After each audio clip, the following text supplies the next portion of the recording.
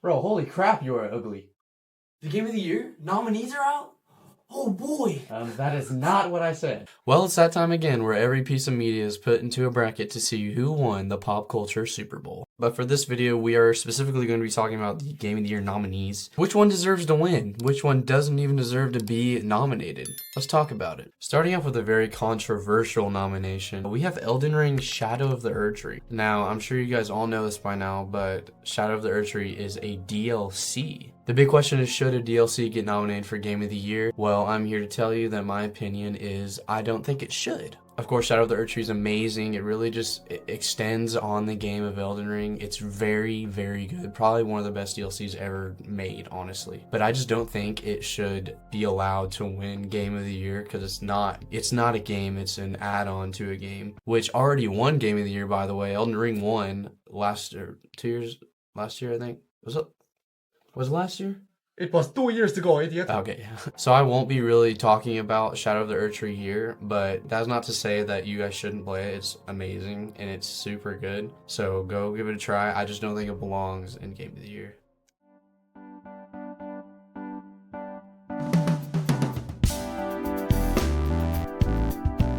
Starting off with Balatro, a lot of gamers were actually surprised this game got nominated. And it's not because this game isn't good, this game is amazing. This game is basically poker on steroids. You play throughout the game, you get cards, you get these jokers which all do different things and have different abilities. It's actually really cool playing through and kind of building, seeing what joker cards have the best chemistry for your team. I looked at this game when it was first nominated and I was like, what is this? Like, how is it nominated? Like, this looks like trash. This looks like the game my grandmother plays after she eats Thanksgiving and she's ready for us to leave her house. But after giving Balatro a try, I actually fell in love with it. I had like a Pokemon Go level addiction to this game. Like, I had an actual, I literally had a crush on this game. Just kidding, guys, I have a girlfriend, so I'm off the market. No, like, seriously, I'm off the market. Slavery's been abolished for like 150 years now. Another cool thing about Balatro is that it was made by Local Thunk, which Balatro was actually their first game ever made. Hopefully they're not one-hit wonders. You guys can make like a Uno game next or something, or I don't know. Back to what I said about people being confused about why this game was nominated. This game just doesn't have the level of, it just doesn't have the meat, you know, like a game like Elden Ring or Astrobot or Final Fantasy has. This is really just a linear poker game, which, don't get me wrong, is super fun, but it's just very simple, simple isn't bad, simple is good. Clearly you could see it's done very good. But a lot of people are questioning why it's on Game of the Year if it's just such, I don't want to say low effort kind of game. It's just not as extensive as these other games are. And that's really just the main reason why I don't think Balatro deserves the title of Game of the Year.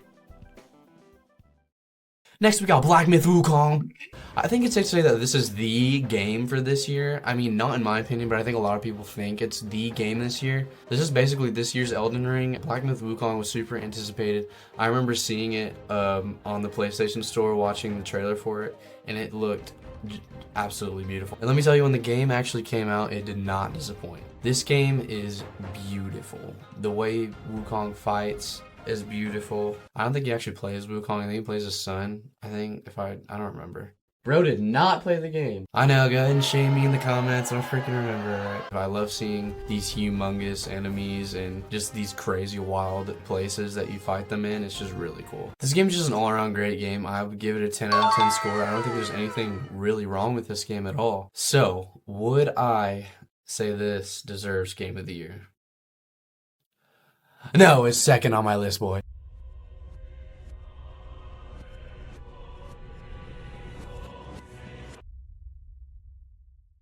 I don't know why ReFantazio is like such a cool word. Metaphor ReFantazio is an RPG game, kind of like Persona if you've played that a lot. I know there's a lot of comparison towards it in the art style and everything. I'm not really sure if they're made by the same person. I know they have the same publisher, but I don't think that has anything to do with it. But yeah, so actually Metaphor is a game that I haven't played yet. Oh my god, bro. From what I have researched, Metaphor was set in the United Kingdom. Something about the king died, and this Will guy is the protagonist. He sounds really cool, actually. He's an orphan boy. I think he gets magic powers, or something like that, and then tries to become the next king, which actually sounds like a really good story. I think I've heard the story of this game is really good, much like Persona. They're very story-driven games. If you're wanting like more gameplay kind of a game, this is not your game, which isn't bad necessarily, but it's also not my cup of tea. I tried to play Persona 5. I love Persona 5. I've watched people play through Persona 5, but I just can't. Personally, I can't play through it. I don't know why. It's just not my kind of thing. Of course, like I mentioned about 1,000 times now, Metaphor being so much like Persona, it's not one of my favorite games ever, but I do have a lot of respect for it. I really like the art style. I know a lot of people really like this game, but for me personally, I do not think it deserves Game of the Year. But I will put it at my number 3 spot, if you guys are wondering. Oh, don't worry, we weren't. Final Fantasy VII Rebirth is an action RPG game where you play as the GOAT, Cloud, my brother's main in Smash Bros., who go on a planetary journey to stop this mega corporation in which Sephiroth is actually teamed up in, which is also the GOAT. It's nobody's main on Smash Bros. Because he's not very good. I can't not talk about this game and not talk about the visuals. This game is extremely pretty. It's really cool seeing all these characters you get to visit, like their hometowns, and it's super cool the fact that this is such like an open world kind of game where you kind of just go pretty much anywhere in the Final Fantasy world and just see stuff from past games or lore that you've heard of. I think it's a super cool love letter to Final Fantasy fans who've always wanted something like this. Combat-wise, this game is very similar to the other Final Fantasy games, which I highly recommend. Everyone has to try a Final Fantasy game at some point. But I think it's safe to say, for me at least, that this is the best Final Fantasy game ever created. And it's just the best incarnation of Final Fantasy we have so far. I think this game definitely deserved to be nominated for Game of the Year. Does it deserve to win Game of the Year? My answer to that question is no. Although this game is very well made and thought through, it just doesn't hit for me, you know. I think there's other games I've played before that are a little bit better that I think deserve to win Game of the Year. I just don't think it deserves to win Game of the Year.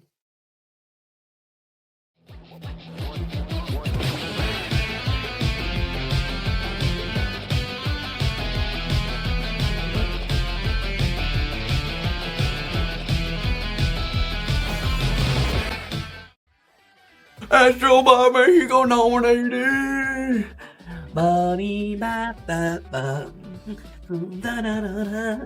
Could you guys tell that I want this to win Game of the Year? Astrobot is, no joke, probably my favorite game, like, ever. And I've been playing games since I was in the womb. Like, my mom literally handed me a controller. She ate a controller and I played. Astrobot is one of the prettiest, most detailed games that I've literally ever had the privilege of looking at. Not only does it have a cute, lovable character, Astrobot, of course, we all know and love him now. It has these amazingly designed levels with new tricks and gadgets on every single one of them. I remember this one level when I had my playthrough where you get to go tiny, and it just blew my mind. Like, it was awesome. There's so much stuff you can do in this game. Of course, we have the collabs with other games. You can rescue the bots from other games. We got like a Kratos bot. We got like a dang freaking Sour Patch Kids bot. One other thing I will touch on though is the sound design is also amazing. You can literally feel it in the controller. Like, you can feel it. There's this part where there's sprinkles on the ground and you can like walk on them and punch them, and it's so satisfying.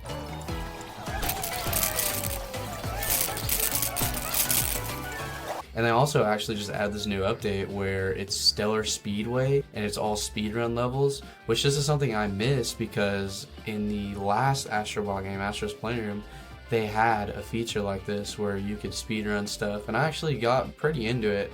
I'll put a screenshot of how far I got. I don't remember, but I was super into it. So I like couldn't find them. But I was like top 100 one, I swear. Stop the cap! And yeah, now I'm absolutely obsessed with Astrobot. I love Astrobot. I can't wait for the next game to come out.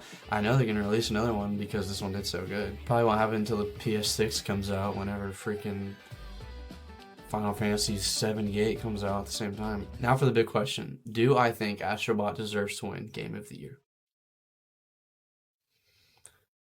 No! I'm just kidding. Yeah, I do. I don't care what you say in the comments, it is better than Black Myth Wukong. It is, and we'll see who wins. Freaking Black Myth Wukong is probably gonna win. So yeah, that's what I think of the 2024 Game of the Year nominees. If you agree with me, comment down below. If you disagree with me, don't comment down below. And yeah, guys, I appreciate you watching. Keep up with me because please subscribe also because Blake is really destroying me in subscribers. And if I don't pass him by Christmas, I have to do something super dumb. So yeah, and I'll see you guys in the next video. Thanks for tuning in. I love you all. Peace. Merry Christmas, by the way. Scrooge McDuck, Merry Christmas. Oh.